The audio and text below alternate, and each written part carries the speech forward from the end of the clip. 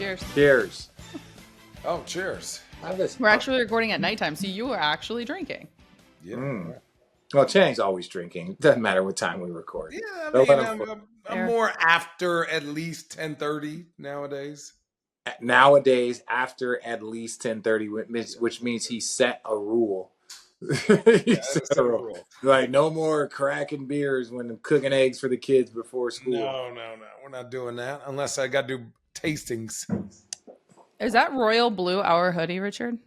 Yes. Is it? Ooh. Yes. I've been on a podcast tour for the last week and a half. If Richard would kindly show you all, don't forget you can get your homage gear at roadtrippin.com at homage.com, homage.com/roadtrippin. It is some soft, comfy /road clothing. Guys, welcome. Road Trippin, Allie Clifton, Channing Frye, Richard Jefferson. What? Oh, sup fools? Sup fools? Is that how you say that? Sup fools? Sup fools? Let's recap our all-star activities. Basketball, and then also just how you guys spent your all-star break. Let's talk about our Allie Clifton being the first female to ever call Lakers regional game. Let's give a shout out in the history of the Lakers. Look, you guys already know that she keeps everything together. And yes, you guys have had the pleasure of listening to me for years. But like, little did you know that we had just an absolute superstar. Me and Channing knew. We were like, well, Channing's a little iffy the first couple times, but you know what? So Channing's the caboose. Channing's the caboose. Allie's the engine, and I'm that empty cart in the middle, right? I'm the empty cart. I would say you're definitely the fun cart. The fun cart. Yeah. And Channing's the one in the back where they keep the coal, right? Yeah. Where they keep the coal. Allie's the engine with, so. That's also in the back, isn't it? No, the engine's in the back. Wait, Allie, do you have more news, right? I have more news? Yes. Oh, then I'm calling another game on Friday? Yes, they gave her another. That means you didn't suck. That means you didn't suck. Oh, thanks. No pressure. God, that means there's still time left. No. First of all, I suck all the time. Trust me, people tell me every day. They definitely do. I have created accounts just to tell Richard he sucks. Yeah. And so does my mom. It's crazy. She's got a burner. Tells me how trash I am. No, you're kind. I finally feel like I'm part of y'all's club. You guys both call games. You've done it at the highest level here in this league, and it was certainly an awesome opportunity. I was over the moon elated about it. Yeah, I will say that. It was fun. Welcome. I've been trying to told y'all. It was fun. I actually started my career calling college games for my alma mater, but that was before I even knew what I wanted to do. DeVry University had a team? Toledo. We're going to get into all the alma mater stuff because y'all's crew that y'all hang with runs really deep. And I feel like, I was a principal's kid. So I always had those moments where my dad would warn me, just so you know, any decision that you make, I will know about it before you make it. And then I'll be the first to know about once you make it. So be careful on your decisions that you make. Okay. That's how I feel with hanging out with you guys. But first and foremost, yes, excited to call the game. Super, super ecstatic. You guys are amazing. I appreciated the support because you guys gave the love. Channing, I love the love that you gave the day after when you were like, oh, you're going to be great. And I was like, it was last night. Allie, I'm on East Coast time, girl. I'm on East Coast time. Nobody tells me. I love you. You're amazing. I was positive though. I called you. I actually physically called you and told you you're going to do great. You did. Yeah. She was like, yeah, that was yesterday. But I was like, hey, next time. It's fine. Okay, let's talk about NBA All-Star. We're going to talk about how it relates to basketball. But if you guys don't want to talk about your time at All-Star, I'll talk about mine just because I do need to give one shout out. And this individual knows that it's coming. Short backstory. I do not have to be at All-Star weekend. So therefore, I like to take time to get away. Sometimes I go home. Sometimes I've gone skiing. Whatever. This time I chose to go with a group of girlfriends of mine to Miami. Fun fact, I've been to Miami 13 times. All 13 times I've been working, which means I've never gone to Miami not working. Oof. So how do you maximize 3 days in Miami when you're not a line girl? No offense. I can't stand in a line. I just I can't. Like at that point, it's like Ooh, that's that Cleveland bougie coming out you. Yeah, we got to get it Cleveland done. bougie. So I reached out to some people that I know who are familiar with Miami, and they gave me a list of things to do. Blah blah blah. They said I have a contact for this certain establishment. I will connect you. So Friday night comes, and I'm having a text conversation with said contact, to which they handle the one thing that I asked and said I wanted to do. And then midway through the conversation, I get a text. We always talk about how Road Trippin has just kind of circulated my life and reminded me who I am and who I hang out with, specifically you two. I get a text that says, also, are you the same Allie Clifton from Road Trippin? I said, this she is, with an upside down smiley face. Hello. They said, hello. So we have mutual friend, or LOL, we have mutual friends. Channing is a good friend and wine buddy of mine. We went to college together, which means he also went to the same college as Richard. So the next thing you know, it is a, I will call you in a few. So then it led to, I know Doug, I know Daryl. DB. Everyone calls him DB. Know that She's like, who is Daryl Brooks? I'm like, oh, Did DB? he know Nacho? Did he know DB? Nacho? No. She don't know that guy. She don't know that guy. Well, pre-cool Channing. I'm really good friends with Channing, blah, blah, blah. So from there on out, the one thing I will say, it made my life so much easier. So thanks for having a friendship with me, because all y'all Arizona people are wonderful, kind, crazy? So connected. Shout out to Matt Brooks. Seriously, I will forever go back to Miami. He actually told me by the end of the trip that he's now my Miami travel agent. I said, deal, book it. However, there was a text when he asked me. He said, how was your night? I said, this place is for the birds. Holy shit. He said, so you hate it? I said, where are we going tonight? Sign me up. No. So everyone, Richard, you know what she's talking about. Now everyone has the same reaction.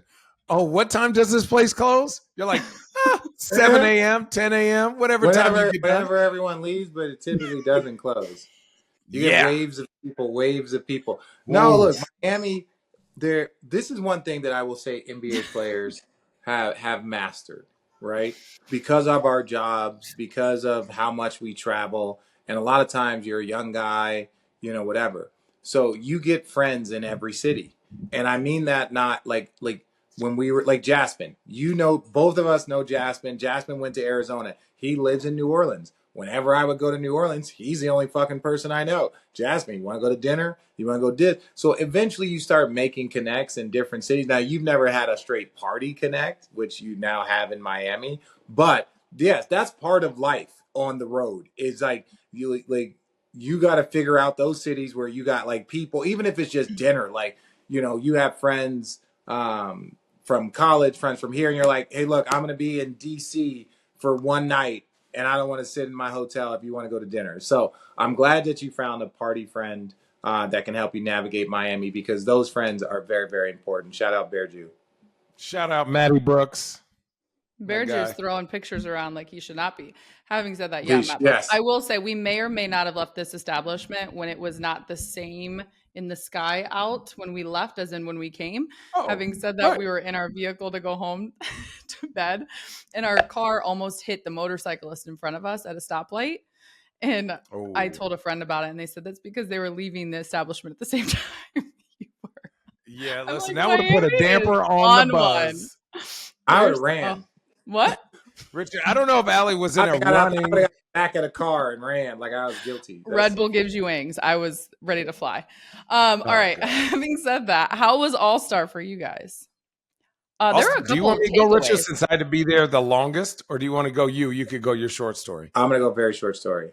I could go without it. I was going to say, that new TikTok that says, I'm going to tell you about what it's like getting ready with blah, blah, blah, blah, blah. And then they do the whole entire TikTok without saying a word. Yeah. That's what I thought you were going to do. Yeah. I was going to tell you all about All-Star and how great it was. And then you go like 30 seconds, you don't say a word at all. Look, first of all, best part about All-Star is I got to see our girl Annie. I got to see her. Thank you for the gifts, Annie. Thank you for the Nikes, for the shoes. Oh, Annie's the best. So that's the one reason to get to All-Star, so you can go say hello to Annie, give her a hug, catch up with her, have her tell me about how like Hendrix is wearing like your shoes. Yeah, he's a size 16 now. Yeah. And so No, that's a girl. Annie works for Nike. She used to work for Lynn Merritt, who was the head. And look, the general's awesome. She's awesome. So that's it. Outside of that, look, I got some good pieces of content. I got some pieces of content with Micah Parsons. I took an Uber pool. Then CJ Stroud. So that honestly, the best part about it was getting some pieces of content for my social. If from they another told me league, in a completely other league. If they told me that I never had to go to All-Star Weekend again, I'd ear to ear smiling. So I don't know if I agree with that. I think All-Star Weekend can be fun. I had a good time in Utah. If I had was a good there, time we in would have Utah. had a blast. Dude, totally. So Utah was good. Chicago was kind of weird. Cleveland, obviously, we had a great time, right? But here's my 4 things you cannot do on All-Star Weekend. 1, have bad weather. People come to All-Star Weekend to go to these great parties, to spend money, to get basketball experiences, to walk the town. You can't do that in a city with shitty weather like Indiana. Also, Indiana's not big enough. There's not enough space to do where, like in Utah, you were like, hey, 15 minutes down the road, an hour is Park City. Like there were a million things to do, even though and everything was elevated because it's All-Star. Everything was like super amazing. Indiana felt very Midwest. That's not bad. That's not good, but that's not All-Star, right? It didn't seem like, 2, there's not enough great restaurants. St. Elmo's, you're not going to be allowed back, and you didn't. But I'm saying Indiana. No, hear me out. You should have just. I'm not bashing Indiana. What? I'm not bashing Indiana, but I'm also saying, no, I'm not bashing Indiana. I think it's a solid basketball city. It's great for the Final Four. It's great for the Super Bowl, right? It is not great for a all-star game. It's a different demographic of people and superstars and famous musicians. How many famous people really came out to enjoy the weekend in Indiana? I was there Friday. You flew in and flew out, Richard. The same day.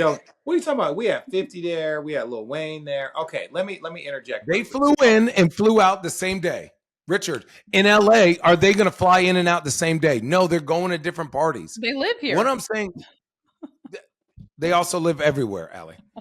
All I'm saying is All-Star games should be on the West Coast, 1, should not be in the Midwest or East Coast winter cities, 2, and 3, you also need to have star power. So where's the star power? Find good weather cities and bigger cities to do it. That's my thing. Okay. I 100% agree with you, Channing. Now let's lay out all the reasons why that will never happen. Every city can't get an All-Star game, Richard. There's 30 billionaire owners. They all want to have the All-Star game, whether it's revenue share. Revenue share them. No, but thank you. No, thank you. Go on. I'll mute myself. You don't gotta mute yourself. The only thing I'm saying is is that are we gonna be real? Or are we gonna be like, yes, those cities are not the ideal city to go to in February, right? That's not ideal.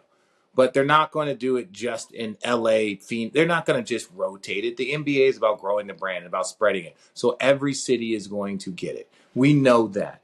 It sucks to have 3 in a row that were in shitty weather. Part of it is because I think Indiana was a make good for COVID because it was supposed to be there one of those years that, it got, whatever, kibosh. So I say that to say, Channing, I agree with you. Shit, have it in LA or Vegas every single year. I'd be the happiest person. Go to Bahamas. Yeah, I'm cool with that. But we know that from a business standpoint, the NBA is always going to spread it out. Every team is going to get it, and we just, you live and die by where that is. Like, there's very few direct flights out of Cleveland, out of Indianapolis. Utah's great. Shout out Utah. They got an international airport, so you can get anywhere you want to go. And you're on the West Coast, and you got skiing. Shout out Utah. Love it. But yeah, getting in and out of Cleveland and Indianapolis is like, you can leave at 10 and you'll get back to LA at 7. And you're like, that's Los Angeles, California. We can't, there's not better options. So I'm with Channing. I agree. It should be in the West Coast every single year. But that's not reality. The reality is they're going to spread the shit out. I will say, as the mediator of this, Richard gave the overarching feelings of the two of you, and Channing just explained why. Basically. Basically. Yeah.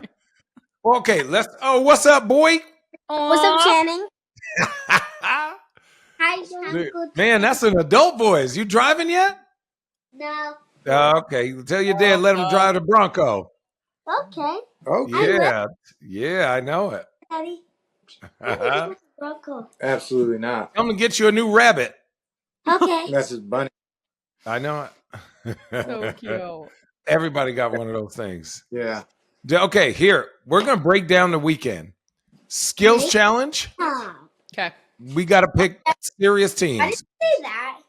Okay. It's basketball. It says basketball on the inside. It's just a weird thing. At what point did I say? No, you can't say it. Little Richard sees the thing.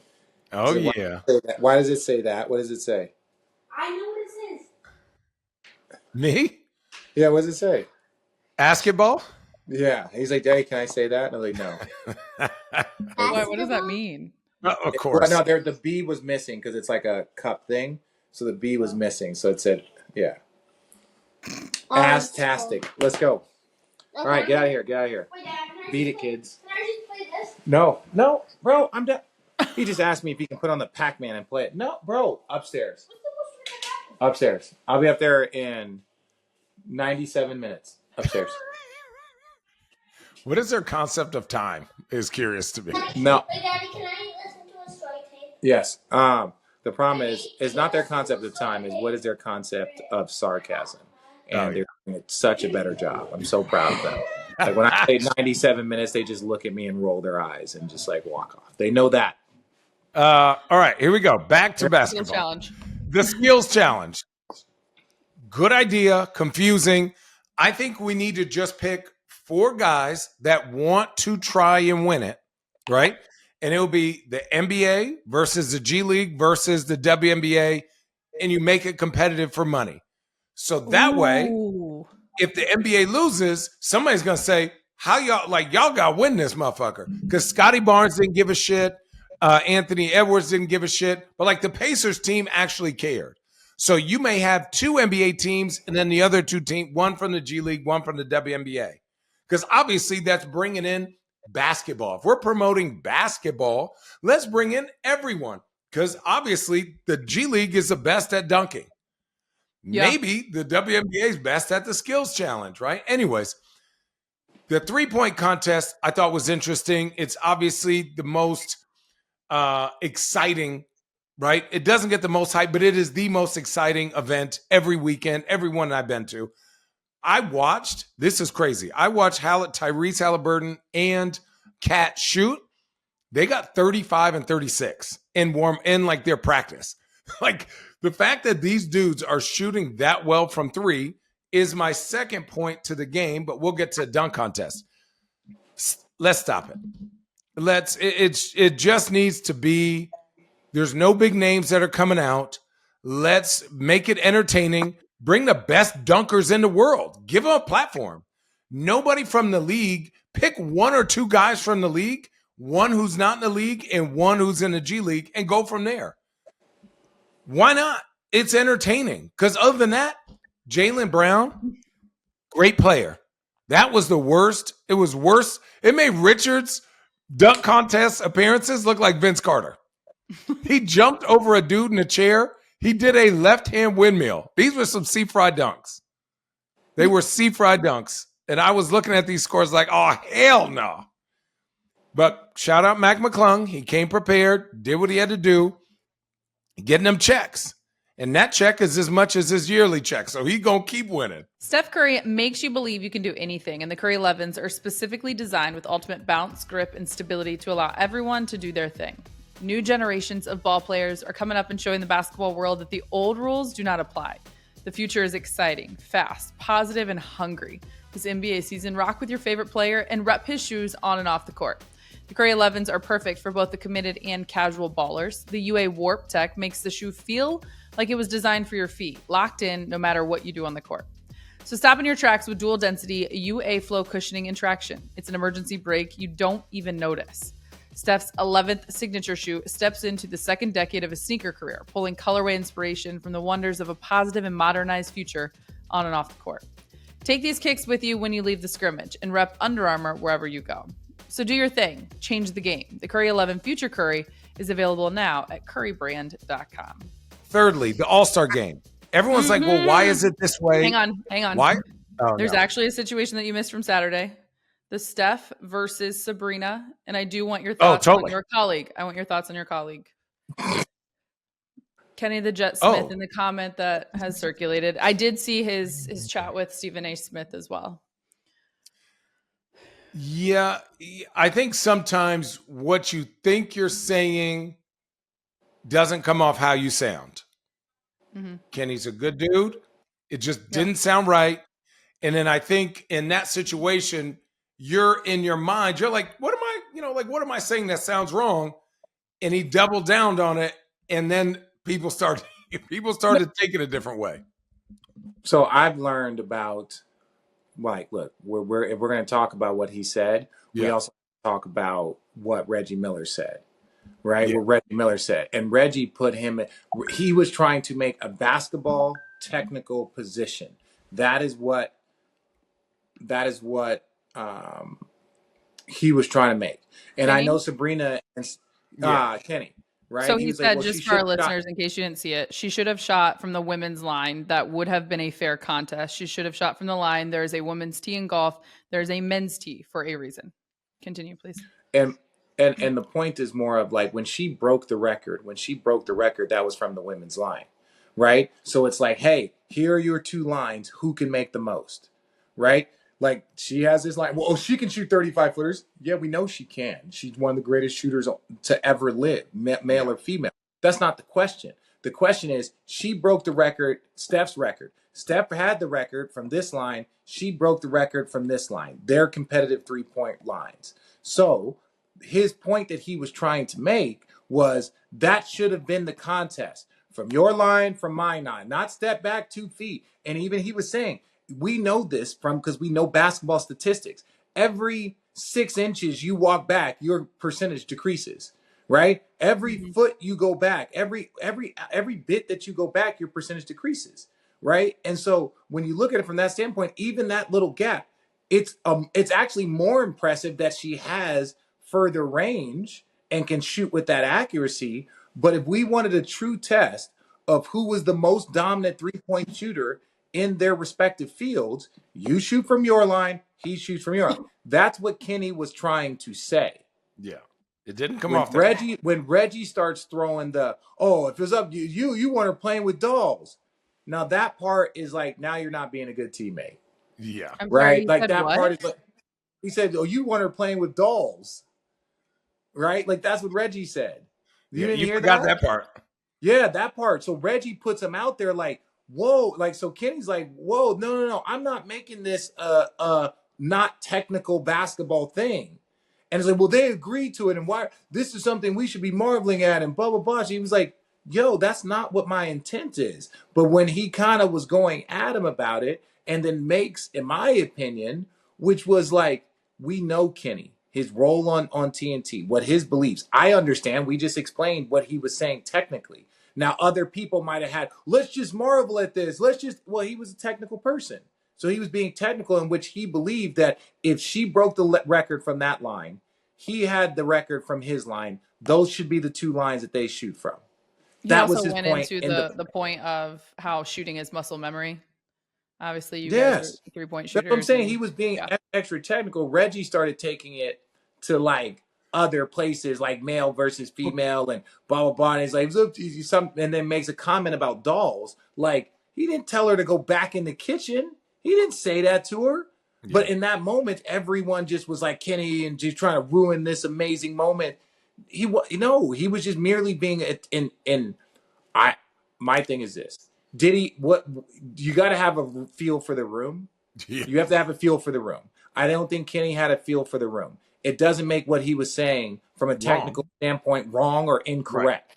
But when you go throw darts at him, like, oh, you want her playing with dolls, now you're making a technical conversation into an emotional conversation. And I thought that part was not cool, because he wasn't telling her to get back in the kitchen. He wasn't saying anything misogynistic. He wasn't saying anything sexist. He wasn't. He was talking about it technically. So that's where I think the heat really came, because it looked like Reggie was going at him in that moment, and then they're talking over each other, and then the conversation's over. Yeah. One thing that was brought up was that this all stems from like one thing. Why does Sabrina have to move to the NBA 3-point line? Right? That's the real point. Why she moved wasn't because she goes, oh, I think I can beat him. She goes, if I beat him from the women's line, they're going to say, well, she's shooting from the women's line. Mhm. So like understanding the lack of respect, again, comes from probably why Kenny said, you should respect where she's shooting it from based on her biology, based on the rules of the game that she has excelled at and played. But Sabrina knows that it's more than just this shooting contest. Like Steph wins, no big deal. Sabrina wins at the three ball from the men's line. Now that It's a big conversation changes. There's no excuse now. I don't know if she shot with a men's ball either, which is another thing that was crazy. She said she would have shot with. Well, for me, I think we do it every year. I think we do it every year.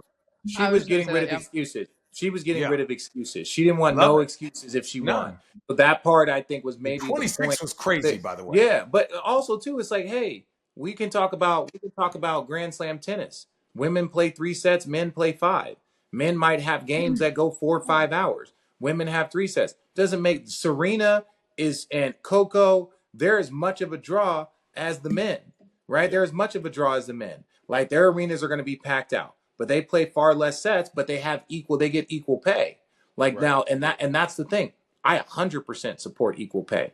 That was one of the men's arguments in tennis. Is like they're not playing 5 sets for 5 hours, right? Even then, when you look at it from a revenue standpoint, the longer we're in there, the more concessions are sold, the more this, the more that. Games are longer. Like you guys, the TV ratings, the TV is longer. So for our games and our matches that are 5 sets long, right, and that can go into tiebreakers, you get more commercials. You get more of that. So there's more revenue driven by the men's based off the length of time, right? But they have equal pay. Now, in that sense, should men be upset? Right. And I know we're veering off. I'm just showing you that there are multiple instances of women having a set of standards and men having a set of standards. And we don't say, oh, well, Serena's won 29 Grand Slams, but she only played 3 sets. No, she dominated her field. So you should shoot from your line. He should shoot from his line. Let's see who's the best from their line. I also think it should be like best of 3. Maybe get rid of the skills challenge or the dunk contest until everyone's okay with who's entering in it and who's going to make it worthwhile to watch. Having said that, I think you could go 2v2. You could go 2. I think you could go. You can go men, women's if you wanted to go like 2 teams. Mm-hmm. But I think to make it a showcase, once you start doing like weird things with it, then it starts to look like the skills challenge. It's just like, hey, these two, they're gonna go best at. They're gonna go best at it. They're gonna go best at a 3 or something along those lines. I also think including it would put more pressure. You would get a better quality product if, again, I'm gonna stick with this 3 thing: the 2 best 3-point shooters in the WNBA to represent that league, the G League, the best 2 3-point shooters, and the NBA, the best 2 3-point shooters. Now you're gonna get Steph and Dame, Kat and Dame. You're gonna get the 2 best shooters, and we're gonna see. Yeah, until somebody loses, then motherfuckers gonna stop doing it. No, I mean, but they won't do it because they're like, dude, if I'm a 3-point, if I win this, that means I'm obviously the best in the world of anyone. Lose it, right? It's kind of like Billy Hoyle, right? He's like, you missed this shot. You got to answer why you lost to a slow, white, goofy. Like you know what I'm saying? It's like that's the part. It's like that's the thing. Like, you got to shout out white man. There has to be pressure on these guys to do something. Fair, but let me say this immediately, and shout out to the women. And this is why Sabrina is so special. The women are starting at a disadvantage because we move it back to our line where we practice every single day. every step, everything is based off of our line. And then we shoot our distance extended from based off of our line. They are shooting from our line. So they start off at a disadvantage. That's in golf. When there's a women's tee and there's a men's tee, there's also called a handicap to even out the playing field, right? To make it a little bit more level. We're not doing that. Maybe put the line in between. Split the difference. I was just gonna say, what if you did that? Put it in between. That to me is more fair than making them adjust to us and say, can you shoot from the same distance? And you don't have the same muscle mass. You don't have the same quick tip. You just like, that's just biology. Channing, would it be a different, because you're obviously a 3-point shooter, would it be different for you to have shot from the women's line? Oh yeah, it's not even close. I never shoot that. As in, you would have been better? Yeah, that part. It would have been a challenge. It would have. Okay, obviously we would practice that, and if you're a shooter, you're a shooter. And I'm gonna exclude Steph from this. I don't know how much time these guys really put into practicing, but when you shoot a million of these threes, and then now you're like a foot in, mentally, these young kids think that's an awful shot.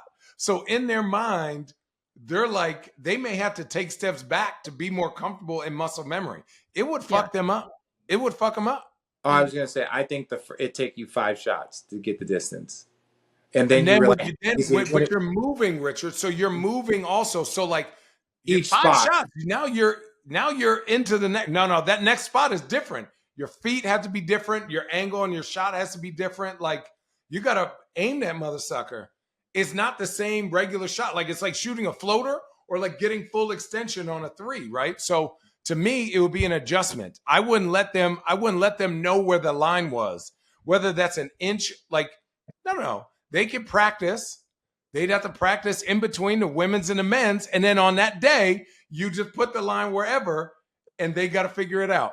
What if they use that electronic court that they had in the celebrity game, and you could just move it to just in between, so it wouldn't even have to be like on the court? That'll be tight. The LED court is sick, by the way. Shout out ESPN.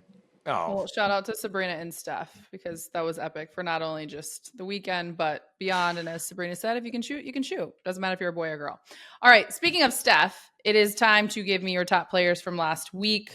Rack your brain because it's been a minute. These are our Under Armour game changers of the week. Which players or coaches have impressed you the most?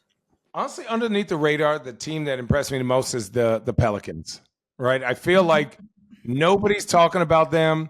They're winning games they're supposed to win. They win it. They're healthy. I don't know how much they're respected. Obviously, we've heard the comments from Draymond talking about anybody worried about the Pelicans, but I think they're gonna sneak up on somebody in the Western Conference. I think there's not all this talk about Zion and his weight, or does BI and him work. I think Valanciunas having a great year. CJ and their young guys have really been developed. So I'm pretty excited about that team. Look, I'm going to shoot a little shot in the dark.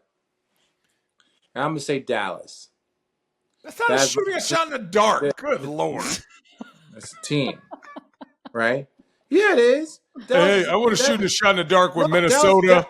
No. I'm saying Dallas is 7th place, ho. What do you mean it's not Richard, they just made the biggest jump in the Western Conference with their trades. The trades they got, I bet you they end up. Okay, yeah. And James Harden got traded, and it still took them time to get adjusted. So can I give them a little credit for finishing the fucking All-Star break strong, winning 6 straight? Okay, Thank you. So that's what I would say. I would if we're going to talk about game changers, I'm going to give it to the Dallas overall Mavericks, in my opinion, just because they added some key pieces. They're playing well. They got some big depth. They look like they could be a bit of a problem. They've won 6 straight, and we know the last 2 games before the All-Star break, everyone's checked out. Ask Milwaukee, ask Golden State. Everyone's checked out. So for them to finish strong, I think it could get real dicey for the rest of the Western Conference the last 30 games. Let's go to Milwaukee and with one of your teammates. First, Road Trippin's Game Changer of the Week are sponsored by Under Armour. Do your thing, change the game. The Curry 11 Future Curries are available now at currybrand.com. JJ Redick. Oh, are we going to do that? Can we do the other guy first, please? And then we'll get to the JJ. Other guy. Giannis. Oh, yeah. Come we on, actually have man. that too. What do you say? Man. What do you say? Giannis says, can I read the quote for you, Channing? Please. Golly. I just, I in general, do not watch basketball. So stats, highlights, how people play, I have no idea, and I love it. I love it when I go to the game and I have no idea who I'm playing and what they do. That's the dumbest fucking shit I've ever heard in my life. In my life. And this is what makes me so mad. He is so damn talented and God-gifted. Could you imagine if, like, you watch basketball and you went into the game with a special advantage other than something physically gifted to you? Other than maybe your tenacity and aggressiveness, maybe some mental fortitude? I cannot imagine it. I couldn't imagine the greats. Anybody, you can have whoever you want as a top 3 players ever to play or a top 10 player, and they go, you know what? I just don't watch basketball. He has an opportunity to be one of the greatest players ever to play basketball, and he don't even watch the shit. Makes me furious. Now, okay. He says he doesn't even know who he's guarding, Richard, or what they do. Is there more context? Richard. Okay. I'm even commented on. I reposted it. The whole interview. He basically like, I love that I don't know who I'm guarding and what they're gonna do, and we just go out there and play basketball and blah blah blah. And I'm like, and I can't say anything because he's so good. I want to say it's like I want to make this more measured because yes, every emotion that Channing's had is the right emotion. Now I'm going to try and be a little bit more measured. As Channing took a big drink, is like this is my thing. Don't get it. I guess this is my thing. It's disappointing to hear. Obviously, Giannis is great. He's an MVP. He's won all of the awards. He is one of the great players in American sports history. Right? He is. Right? One of the great athletes that we've ever seen. I think the part that is disappointing is that he won't maximize what his true ability is if he doesn't take that next step. If he's not paying attention, if he's not watching tons of basketball games, if he's not doing this, because we know this. There's people like Bron was chasing MJ. And again, Giannis might feel very comfortable with this, but I'm saying if he wants to be the greatest player, if he wants to be the best version of himself, you can't do that without being a student. So immediately you hear that there's a cap to what he can accomplish. And that doesn't mean he can't win more championships and more MVPs. That's not what I'm saying. What I'm saying is that we know LeBron James knew all the plays of the other team. He knew all the plays of our team. He knew the defensive schemes. He knew, like, for every team in this league, players' tendencies, all of the things. I say that to say is he's maximizing every ounce of his brain, of his time, of everything. He's watching film. Kobe was the same way. There are guys that are just the same way because they want to maximize their greatness. And when you hear this from Giannis, it's not that he's not great. It's just that he's not maximizing the greatness. And that part is disappointing because you almost put a cap on how great he can be. And that part is when you hear that, that's the part that's like, damn, that sucks, bro. Allie, could you imagine if that was your leader and you're trying to win a chip with him? What does he do in the playoffs? I'm going to add some context as Richard just asked for. However, I don't know if it's going to change your mind. I'm not saying it wasn't. I would. So this was from All-Star Weekend in a press conference. And basically someone said for him, though, perhaps he's trying to keep a balance between his life at work and his life at home. He said as much as this in the past. We're not talking about basketball in this house. This household, we don't talk about basketball. You know why? Because the way my brain operates, all I think about is basketball. So I don't need to talk more. I'm going to drive myself crazy, right? I'm going to want to escape it. So I feel like I'm at my best when I go back to my house. I watch my shows. I focus on myself, focus on my breathing. I focus on what I eat. So when I come here, that allows me to give 100% in what I do. I love it. That gives more context because he's saying he doesn't even watch basketball within his home. And that doesn't mean when he's on the road that he's not looking at games. It doesn't mean when, like, we both know Bron would be in his SUV van watching highlights and watching film on his way to practice. So that's why I wanted to give a more measured response because I'm like, before we just say that Giannis just shows up and just like, who we playing today? We know that that's not true because we know if we're going to pack for a road trip, we know how many games we're playing. We know what cities we're going to because you got to pack based off of weather. He wears tech fits in every city and doesn't go out. He don't give a shit. No, but I'm just saying though, like I you know still what you're you like you're Giannis. If you wear the same like hoodie tracksuit 3 nights in a row, you're gonna start getting clowned on. If he got a 4-game road trip, he'd pack in 4 tech fits. One of them is going to be a Milwaukee Bucks issued tech fit, 100%. He's not worried about no fashion.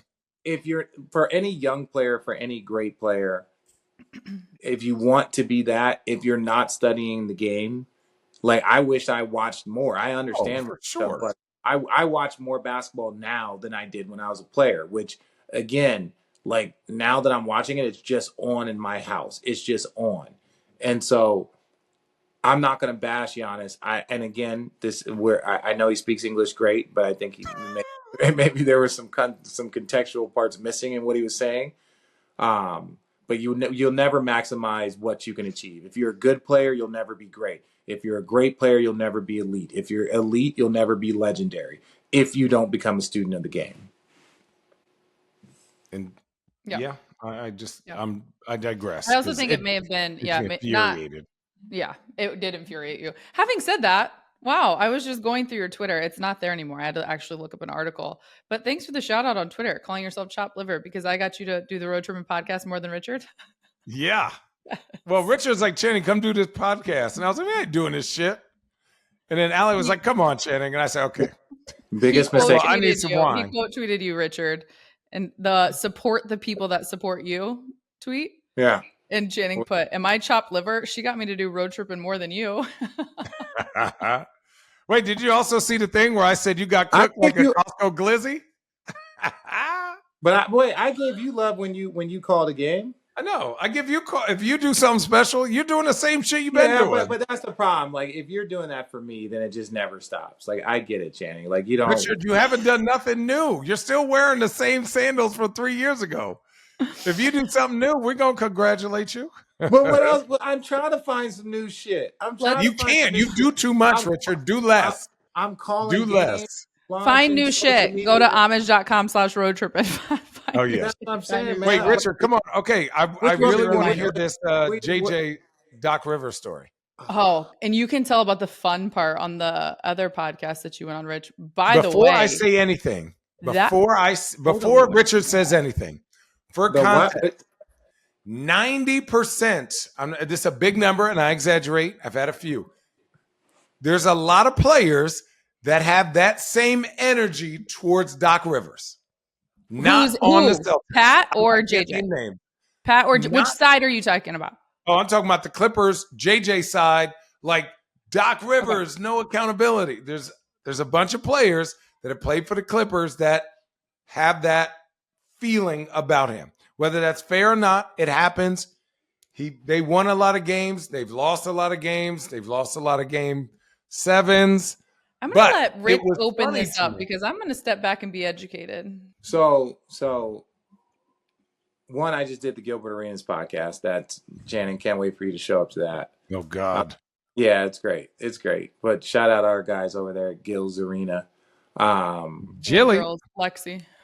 They got a crazy setup though there in his basement. Like they got a mini. That's a basement? That's his basement. They got a mini jumbotron. That's his basement. Yeah. They look like they're in a warehouse. When you live in Calabasas, Woodland Hills, you can get yeah. Wow.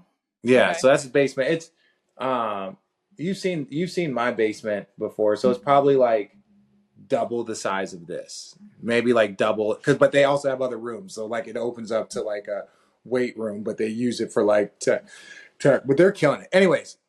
So I see JJ on First Take, and JJ, he loves First Take, but he also knows that First Take is not always great for him because he gets so passionate and fired up very, very quickly, that's why I like working with him, because I like fucking with him. Right? I like fucking with people like that. So that's why we get along. So he says what he says about Doc Rivers. So I'm like, oh, okay, wow, that's tense. I had already planned on going and doing the Pat Bev podcast, whatever. So I sit down, and Pat Bev wants to jump right into it. He's like, we want to talk about JJ. And then at that moment it clicked. I'm like, oh shit. Because last time I saw Pat Bev, he was with the Phillies, with the 76ers. I realized, like, oh shit, he's in Milwaukee. Oh shit, he's defending fucking Doc. Oh, he going at JJ. So I'm like, oh shit. He's like, yeah. So I tweeted at JJ. He reads his tweet. That's what Pat Bev is. He's reading his tweet. So all of a sudden my phone starts buzzing. I look at it, and JJ put in our text chain. It was Ryan Rucco put in our text chain with me, him, and JJ. He put JJ's response to Pat Bev while I'm on the podcast. So I get to go, hey Pat, JJ responded to you. You want to know? He's like, yeah, I want to know. And I read it out, and they was talking shit. So then they both go back. But I don't think I've ever been sitting in a spot where all of a sudden shit was going on and people were live tweeting at each other. And JJ had no idea I was sitting down for the Pat Bev pod. Like after he said that, after he sent that tweet in, I sent the screenshot that I was sitting there with them. And it's just funny. I think Pat Bev did a very good job of expressing that. Let me be clear. I'm attacking what JJ said, not JJ. I love JJ. What he said, I feel is factually factually incorrect, Inaccurate. You feel that what wrong. JJ said is No, Pat Bev does. No. I'm saying that's what Pat Bev is. My opinion of this is I didn't play for Doc Rivers. The people that are battling are people that played for Doc Rivers. So I can't speak on Doc Rivers, right? I can talk about what I see as his record. I never played against one of his teams in the postseason, so I can't be like, oh, he didn't know what the hell he was doing, right? So it's like I could just watch it from an objective perspective, listen to players like Channing says. There are some people that didn't have a great experience with Doc. There's some people like Pat Bev that was like, yo, man, this man helped me get paid twice. He believed in me with no an opportunity. Like they led a team to the postseason with no superstar, where it was him, Tobias. I think Dwight Powell might have been on that team, and was it Jamal Lou Will, right? He's like, yo, so he was giving Pat Bev all the support, and Pat Bev would run through a wall for a person like that. So when he sees that Doc and saying that Doc throws his players under the bus, Pat Bev has a completely different experience. I respect that. My name is Paul, and I don't know any of y'all. Okay, let me ask you this then. Having said that, Channing, if you agree and you're kind of nodding with Richard just in terms of never played for Doc, let's take it one step further, okay? Stephen A. Smith on Doc Rivers. I said this, JJ, the second he got the job. If Doc Rivers, and I'm not talking about this season because he came in there halfway through, if Doc Rivers between this year and next season doesn't win, I think it'll be his last coaching job in the NBA. We said that 3 times ago. Yeah, it's like who the hell? That's a lukewarm. That's an Antarctica take. Like that is like you think this is his last opportunity, and it's only championship or bust. No, I'm not saying. No, what I'm saying is this is like for Doc Rivers to not get another job. He's had 5 different jobs. If somebody he's a good coach, but at this point in time, it's just like he's a very good coach. No one's not saying he's a good coach, but apparently he's not the coach to help you get over the hump. He's a coach that has more playoff kind of like black marks, and they're not all his fault. There's been injuries, there's been different things. Even when they were up 3-1 against the Pistons, and it was with Orlando, Pistons were like the number 2 seed, and Orlando was the 7. They just overachieved, and the Pistons turned up that heat on them. So the Pistons were a much better team. I say all that to say is that like it wasn't all his fault, but at the end of the day, you are what your record says you are. Mm-hmm. And so that's the part where it's like, I know if I was a GM or president, I wouldn't hire Doc. The problem is he won. That's the problem. He's D'Antoni, but he won. Imagine listen, just hear me out. Doc Rivers won. So the expectation is, Doc Rivers can take a team of superstars and he can take you over the hump. He can do it. And then you go to the Clippers. They have 3 superstars or stars. We'll say stars. DeAndre, Jordan, Blake Griffin, Chris Paul, and that crew. He took them there a bunch of times, and they just didn't end up doing it for whatever reason. I'm not blaming him. I'm saying if you're the responsible one, he's going to take most of the blame. Go somewhere else. Same thing happens. Goes to Philly. Nothing happens. Now, goes to Milwaukee, and all of a sudden, all this stuff starts happening, and what I get fired. I don't want to say I get fired up. I agree with JJ of this. Doc, I don't know what you're diverting already, but as a leader, as I get on Giannis about watching film, as a leader, what you say is huge about subconsciously what your players think. It is huge, whether you care or not. You going, well, we've done this. You got to say, we need to be fucking better. If we think we're going to win, we need to be fucking better. And that's it. No excuses. We have two of the best players in the NBA.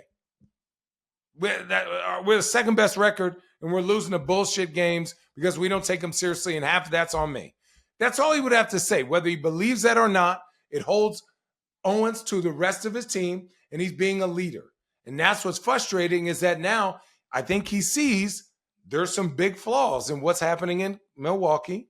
Now, I could be proved wrong, but you're starting to see the algorithm on Instagram talking about when Brooke Lopez was mad at Adrian Griffin for their defensive like schemes. And most of it was because he was being lazy and not being active because he's used to sitting back there in a drop and they give up the most corner threes basically in the history of the NBA. And they just happen to have Giannis and Drew Holiday and Chris Middleton. That was my rant. So I'll let you finish up, Allie. I think this, as far as this, is that like I have personal opinions about my views of Doc's teams, but I can't go and say Doc's always making excuses because I don't have personal experience of that. Now, you ask me questions about other people, I can give you detailed information. I would say to the beginning of this, and we're going to circle back, I have heard from players that feel very similar to JJ. I have heard from players that feel very similar to Pat Bev. That's it. Okay, yeah. I'll give you that. Me too. Yeah. Just more on the JJ side. maybe. The Bucks are 3-7 since Doc took over. There's a lot of injuries. Obviously, he might not be the most popular person walking around ESPN either. Let's just say that. Ayo. Well, it's also crazy how their defense got sort of good, but then their offense is garbage now. 24th. How you get? But you need a sample size of 20 games. You cannot judge this person before 20 games. And people are checked out before the break. I checked out. All of a sudden, you got new schemes. You're trying to implement stuff. He's got different terminology that he's used for his teams, and he's like, "Oh, well, let's read that." It's like, "Oh, here we call that black." Those are things that, like, in training camps and in practice, like, you get through that over in time, and so then it becomes a better group. All right, we're going to end with this one. The Lakers play the Warriors tomorrow. LeBron is not playing. He has been ruled out. However, he go night-night. However, he is just 132 points away from hitting 40,000. That's Vegas fucking ridiculous. Say he'll hit that mark on February 25th versus the Suns. Are you calling that game, Richard? Sunday? Do you have Suns Lakers? What's today? Is it on there? Is it on ABC? Yeah, it's Sunday. Yeah. Oh, good for you. Well, it's probably not going to happen because he's not playing tomorrow. Thank you for that. Thank you. Yeah. But he will play Friday. Well, hopefully. I don't know. Fingers crossed, maybe. He returns Friday, but then there's Sunday. But I doubt he'll hit. He won. Well, you say he's how many points away? 132. 127. He wasn't going to do that in 3 games anyway. He had 2 games. I'm sorry. Yeah, February 25th versus the Suns or the 28th versus the Clippers. No, it'll be March. Yeah, he can't. Like, he's not going to score 130 points in 3 games. You're right. You're right. He's not. Vegas was wrong. Sorry about it. I didn't say it. You're getting defensive. You're getting defensive. Don't do that. Don't get aggressive. Don't get aggressive. We were merely talking about the numbers and the math, and I was like, he's gonna have to average 40 points. Arizona education. You guys did learn something. I'm proud of you. I learned averages. I learned basketball averages. That's it. I'm just kidding. I'm just saying that Vegas said that. Blaming it on Vegas. Vegas can be wrong. I blame a lot of things on Vegas. Favorite. It's fine. Okay. Having said all of that, what do you think this means for LeBron? Honestly, you just said it, Rich or Channing. 40,000 is a lot. Dude, it's more point. It's more. He has more points than I had actual minutes in the NBA. Like, no one's gonna get 40,000 points. To understand that is like it's not even an attainable number that you would think of.